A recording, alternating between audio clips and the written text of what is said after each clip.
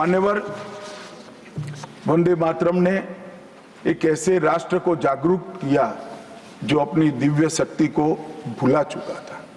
राष्ट्र की आत्मा को जागरूक करने का काम वंदे मातरम ने किया। ये इसीलिए महर्षि अरविंद ने कहा, वंदे मातरम भारत के पुनर्जन्म का मंत्र है। श्री अरविंद का ये वाक्य, इसका गर्भित अर्थ वो वंदे मातरम की महत्ता को बताता है। मान्यवर, अरविंद घोष ने यह भी कहा कि देश को एक ऐसे मंत्र की आवश्यकता थी और ईश्वर ने उसे साकार करने के लिए ही बंकिम बाबू को इस भूमि पर भेजा था। श्री अरविंद का वंदे मातरम के लिए भाव बच्चे बच्चे के लिए एक प्रेरणा स्रोत बन गया और हमारे आजादी का नारा बन गया।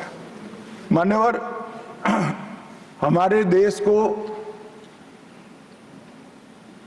जो लोग समझते हैं, लोग जो जानते हैं, वो सभी लोगों को मालूम है कि हमारा देश पूरी दुनिया में एक प्रकार से अनूठा देश है। दुनिया के कई देशों की रचना अधिनियमों से हुई है। कहीं युद्धों के कारण हुई, कहीं युद्ध के बाद संधि के कारण हुई। भारत एकमात्र ऐसा देश है जिसकी सीमाएं कोई अधिनियम से तय नहीं की है। हमारे देश की सीमाएं हमारी संस्कृति ने तय की है और संस्कृति ने इस भारत को जोड़ कर रखा है। और इसीलिए सांस्कृतिक राष्ट्रवाद का जो कंसेप्ट था, उस सांस्कृतिक राष्ट्रवाद के कंसेप्ट को, सांस्कृतिक राष्ट्रवाद के विचार को सबसे पहले गुलामी के कालखंड में जागरूक करने का काम बंकिम चंद्र चट्टोपाध्याय जी ने किया। हम पूरे देश को एक बार फिर से देखें तो हमें मालूम पड़ेगा कि हमारे देश को जोड़ने वाला मंत्र हमारी संस्कृति है। हमारे देश को जोड़ने वाली, एक रखने वाला मंत्र हमारी संस्कृति है। और इसी के कारण वंदे मातरम का जो उद्घोष हुआ, उसने सांस्कृतिक राष्ट्रवाद के सिद्धांत को पहली बार एस्टैब्लिश करने का काम किया। जब अंग्रेजों ने वंदे मातरम पर कई सारे प्रतिबंध लगाए, तब बंकिम बाबू ने एक पत्र में लिखा था, मुझे कोई आपत्ति नहीं है, मेरे सभी साहित्य को गंगा जी में बहा दिया जाए। यह मंत्र वंदे मातरम अनंत काल तक जीवित रहेगा। यह एक महान गान होगा और लोगों के हृदय को जीत लेगा और भारत के पुनर्निर्माण का यह मंत्र बनेगा। आज हम देख रहे हैं कि बंकिम बाबू के वो शब्द सच हुए हैं। भले देर से ही सही, ये पूरा राष्ट्र आज सांस्कृतिक राष्ट्रवाद की परिकल्पना को स्वीकार कर आगे बढ़ रहा है। और मान्यवर, हम सब जो भारत माता की संतानें हैं, वो मानते हैं कि ये देश कोई जमीन का टुकड़ा नहीं है। वो उसको हम माँ के रूप में देखते हैं और उसका भक्ति गान भी करते हैं, और वो भक्ति गान की अभिव्यक्ति ही वंदे मातरम। मान्यवर, आज मैं इस सदन में जब ये चर्चा हो रही है तब बताना चाहता हूं, वंदे मातरम की रचना में हमारे जीवन में देश की, भारत माता की कल्पना का जो योगदान है, उसको बहुत अच्छे तरीके से भावना के साथ वर्णन किया है। जल, फल और समृद्धि तीनों की दायिनी भारत माता को बताया गया। शोभित पुष्पों से मन को प्रफुल्लित करने वाली भी भारत माता को बताया गया। सरस्वती, लक्ष्मी, दुर्गा, ये तीनों का जो स्वरूप है वो भारत माता है। एक प्रकार से हमारा समृद्धि, हमारी सुरक्षा, हमारा ज्ञान, हमारा विज्ञान, ये सब भारत माँ की ही कृपा है और उसकी आराधना से ही प्राप्त हो सकता है। इतना बड़ा एक संकल्प बंकिम बाबू ने रखा।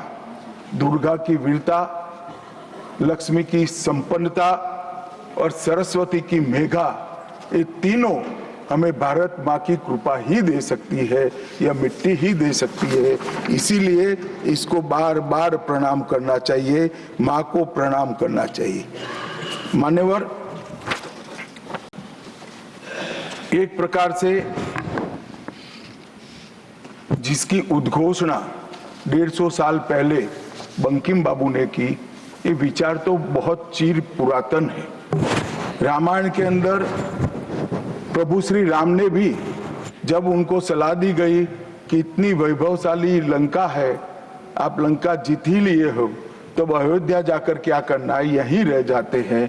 तब उन्होंने कहा कि माता और मातृभूमि ईश्वर से भी बड़ी होती है, मैं माता और मातृभूमि का त्याग करूं। मातृभूमि के महिमा मंडन प्रभु श्री राम ने भी किया। मातृभूमि का महिमा मंडन आचार्य शंकर ने भी किया और मातृभूमि का महिमा मंडन आचार्य चाणक्य ने भी किया। ये सभी ने समय समय पर हमारे अस्तित्व को मातृभूमि के साथ जोड़ने का काम किया। मातृभूमि ही हमें पहचान देती है, वही हमें भाषा देती है, वही सभ्य जीवन जीने की संस्कृति का आधार बनाती है और वही हमारे जीवन को ऊपर उठाने का अवसर देती है।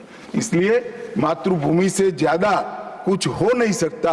ये भाव जो चिर पुरातन भाव था, उसको बंकिम बाबू ने पुनर्जीवित किया और वो घनघोर रात्रि जैसे गुलामी के कालखंड के अंदर जैसे एक बिजली प्रकाश फैला देती है, उसी प्रकार से वंदे मातरम के गान ने घनघोर अंधेरे के अंदर जन जन के अंदर गुलामी की मानसिकता छोड़कर आजादी की प्राप्ति, स्वराज की प्राप्ति का एक जोश जगाने का काम किया।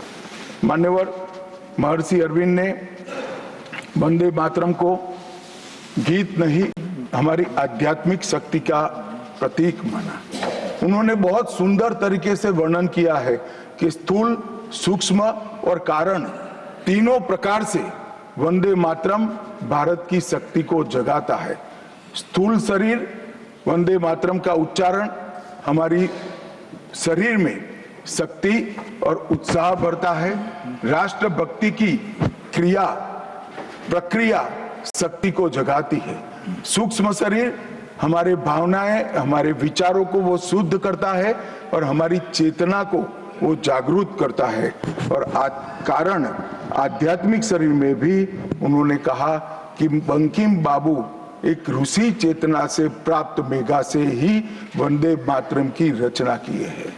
और बहुत अच्छे तरीके से उन्होंने कहा, ये गीत केवल देशभक्ति की, देश प्रेम की अभिव्यक्ति नहीं है, बल्कि भारत माता की दिव्य शक्ति का आह्वान है। भारत की मूल चेतना, सनातन शक्ति, उसको पुनर्जीवित करने का ये वंदे मातरम मंत्र है। और इसीलिए आजादी के वक्त सभी हमारे नेताओं ने वंदे मातरम को आजादी के आंदोलन का आधार बनाने का काम किया। कई सारे हमारे आजादी के संग्राम के सेनानी जिनको अंग्रेजों ने फांसी पर चढ़ाया, इस सब में एक चीज सामान्य निकल कर आती है, तो फांसी के तख्ते पर चढ़ते चढ़ते जो शहीद अंतिम शब्द बोले वो सभी के मुंह से वंदे मातरम ही निकला।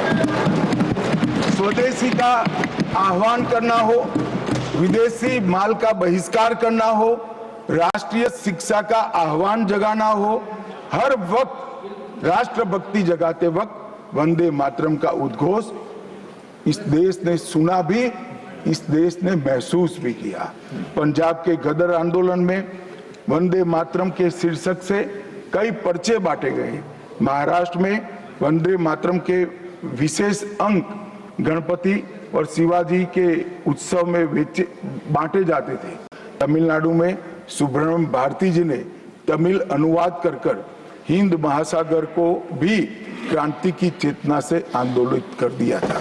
मान्यवर, 1907 में कलकत्ता में वंदे मातरम नाम का एक अंग्रेजी अखबार शुरू हुआ, जिसके संपादक महर्षि अरविंद थे।